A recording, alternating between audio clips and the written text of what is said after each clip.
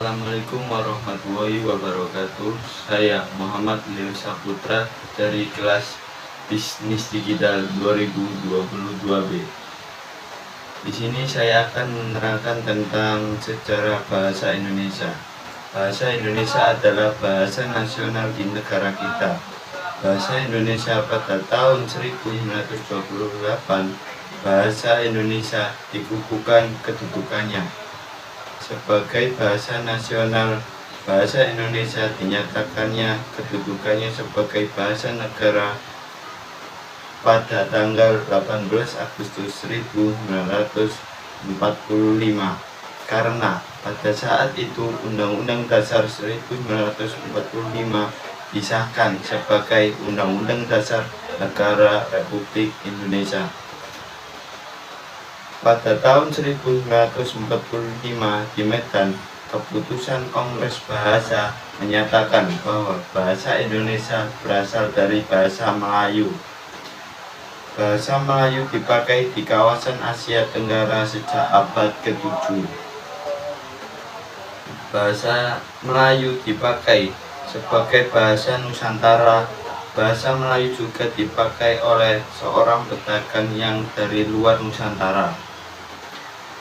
Bahasa Melayu menyebar seiring dengan penyebaran agama Islam di Nusantara, karena bahasa Melayu sudah diterima oleh masyarakat Nusantara karena sebagai bahasa antar pulau.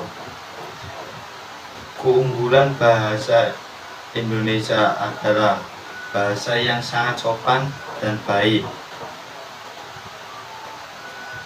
Ketika sebagai warga Indonesia harus bangga dengan bahasa Indonesia, karena bahasa Indonesia mempunyai beberapa suku dan budaya yang mempunyai bahasa daerahnya masing-masing, tetapi bisa disatukan dengan bahasa persatuan, yaitu bahasa Indonesia. Prospek ke depan bahasa Indonesia: kita sebagai bangsa Indonesia harus bisa melestarikan bahasa Indonesia, maka menjadikan bahasa Indonesia sebagai mata pelajaran wajib di semua institusi pendidikan di Indonesia, sebagai wujud bahwa mereka dapat menggunakan dan menerapkan kemampuan bahasa Indonesia dengan baik dan benar. Demikian yang dapat saya sampaikan. Tidak ada salah, saya mohon maaf sebesar-besarnya.